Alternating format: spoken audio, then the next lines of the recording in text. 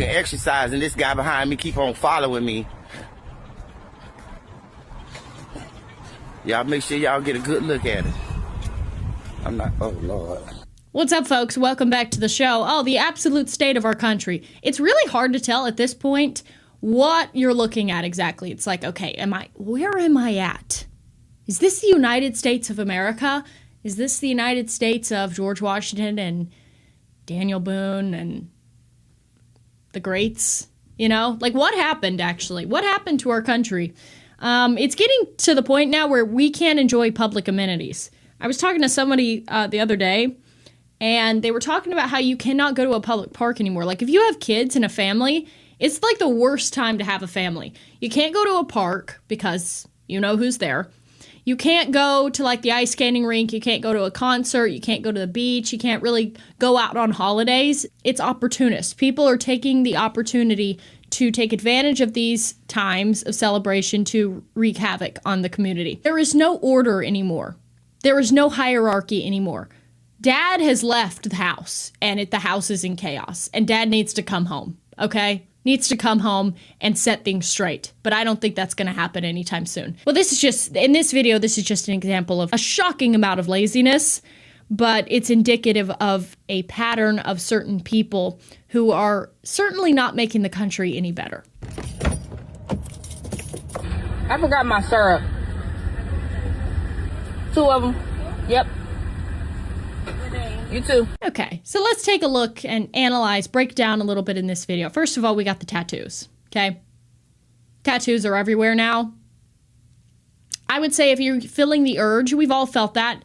Like years ago, I was like, I want to get like a little wave tattoo or something. And I just was like, nah, I'm not going to do that because I'll hate it like the next day. And I didn't do it.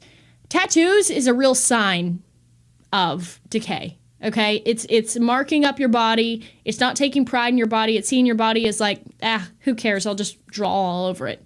You got the ridiculous fingernails. You got the shower cap. You got the lashes. You got not even attempting to dress up to go out. And then the cherry on top is, I'll just go to a fast food restaurant and get syrup because I'm not going to go to the grocery store. Thank you. You too.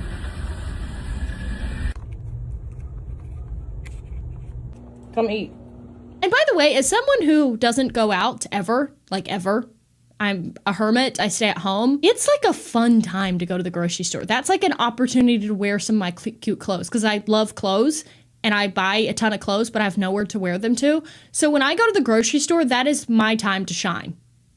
But not for everybody. Some people just, no, not a thought. And I know it seems like material and doesn't seem very deep, but I think even the fact that people dress like garbage now, that's another sign that society is just falling apart. Because there's just no respect. There's no self-respect. They don't respect society. That's why you dress up when you go to an event, because you're saying, I respect this event. I respect the people who are here, and I want to present myself in a good way. And people just don't care. They go to the airports dressed like garbage. They wear pajamas everywhere. I mean, I get it. Like, if it's a one-time thing, like you're really hungover or something, you go out in like a t-shirt and shorts. But it's just like every day. Come on. Okay, and here are more common scenes that we get to see.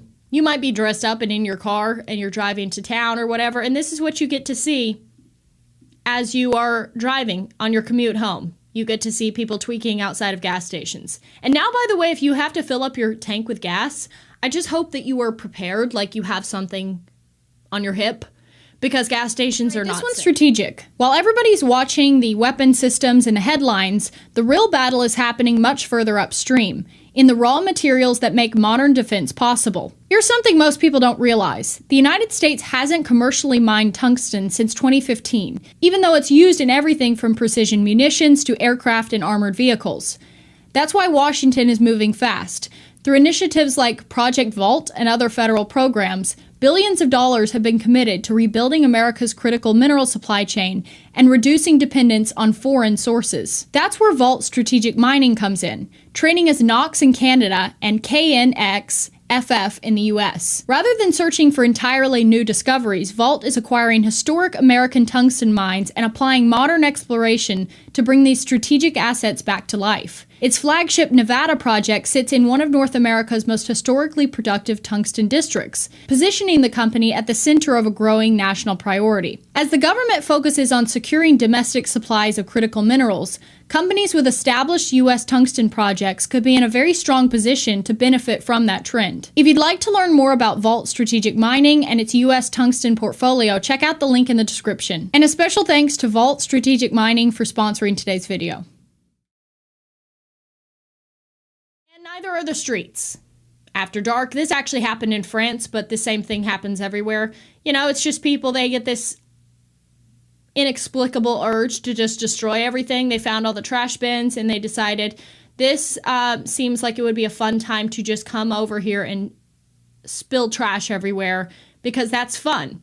Because these people don't respect the society that they live in. They don't care that this was one of the most advanced societies for centuries, creating some of the most beautiful things. They don't care, they have no respect, and they deeply resent it because it draws the comparison between that culture and other cultures, let's say. This was out of New York City. This woman just decided she's going to go to a random truck and key it.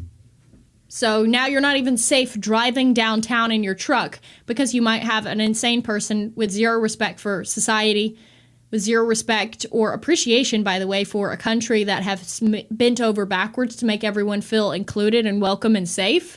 And this is how they repay that. This is how they repay generosity. So it seems like the takeaway is don't be generous, actually.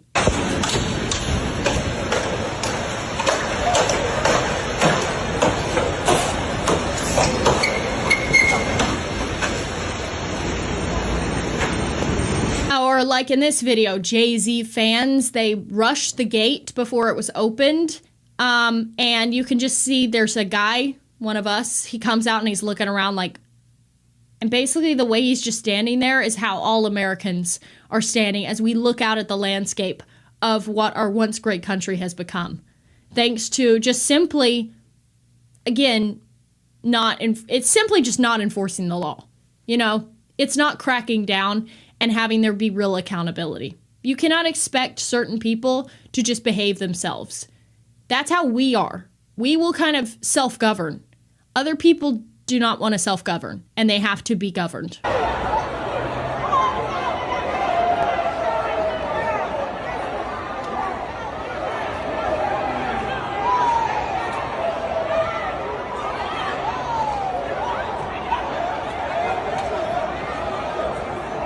Enter a person who thought he lives in a high-stress society, and he's just looking around like, what is happening?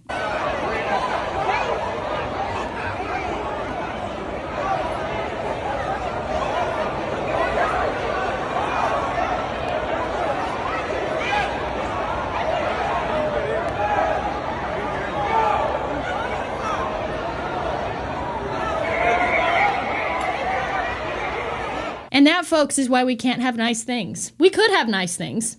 We all know what to do.